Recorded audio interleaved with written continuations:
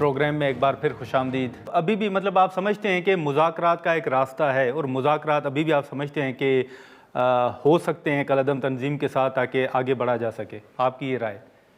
जो पाकिस्तान के आइन को मानता है, जो पाकिस्तान के कानून को मानता है, उससे तो बातचीत हो सकती है। हाँ। अगर जो रियासत के खिलाफ है, जो हमले कर रहा है, पाकिस्तान आर्म फोर्सेस पे हमले कर रहा है, सिविलियन लोगों को शहीद कर रहा है, उससे बातचीत नहीं हो सकती। हाँ। इन्होंने बातचीत आपने देखा हम्म। होगा कि दोहा में की, इस्तांबुल में किया, इस्लामाबाद के बंद कमरों में कई कई दौर जी। हुए, लेकिन वो सूदमंद साबित नहीं हुए। उसमें सूबाई हुकूमत को भी एतमाद में नहीं लिया गया। हम ये नहीं, चाहते हैं नहीं, कि लेकिन एक शफी दफा साहब आप सब समझते हैं कि अभी भी डिवीज़न है, मतलब ग्रुप बंदी है। कुछ ऐसे लोग हैं आपके मुताबिक कि वो आइन को मानते हैं और कुछ लोग आइन को नहीं मानते। आप ये कहना चाह रहे हैं? देखिए, जब ये लोग बॉर्डर क्रॉस करके आ रहे थे, तो बॉर्डर की सिक्योरिटी की ज़िम्मेदारी तो सूबाई हुकूमत के पास नहीं होती। फिर जब हम कह रहे थे कि ये लोग आ रहे हैं, तो तब ये कह रहे थे कि प्रोपेगेंडा कर रहे हैं। फिर जब ये नंबर में ज़्यादा हो गए, अब ये कह रहे हैं कि यहाँ पे मिलिट्री ऑपरेशन करना ज़रूरी है।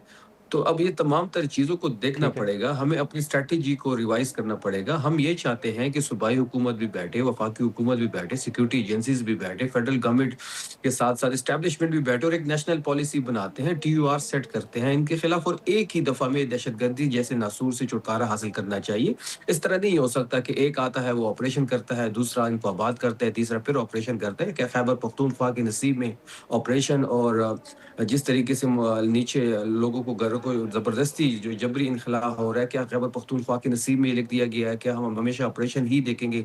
क्या हमारा कोई हक नहीं है कि हम अमन से सोएं, यहाँ पे अमन हो, यहाँ पे खुशहाली आए, तरक्की हो?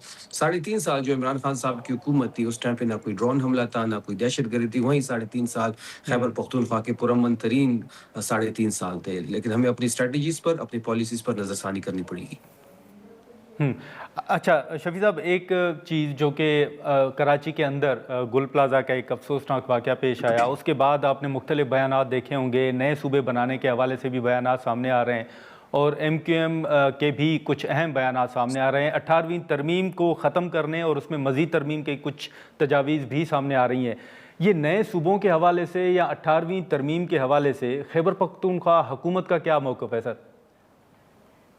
देखिए, जहाँ तक गुल प्लाज़ा की बात है, जहाँ तक कराची की बात है, हम रिसेंटली वहाँ पे गए। जब हम कराची पहुँचे, तो कराची शहर की जो सूरत-ए-हाल हमने देखी, तो हमें ऐसे महसूस हुआ जैसे हम जी। 40 से 50 साल पीछे आ गए हैं। ना वहाँ पे सफाई-सुथराई का कोई हाल है, ना इंफ्रास्ट्रक्चर है, ना रोड्स ठीक-ठाक हैं, ना पानी हुँ। पीने का पानी वहाँ मौजूद है। तो एक वो जो पीपल्स पार्टी और MQM ने मिल के इस शहर को जो तबाही के दाने पे खड़ा कर दिया, ये दोनों इसके ज़िम्मेदार हैं। गुल प्लाज़ा की बात करें तो 24 घंटे तक इनसे आग काबू में पाई नहीं जा रही थी।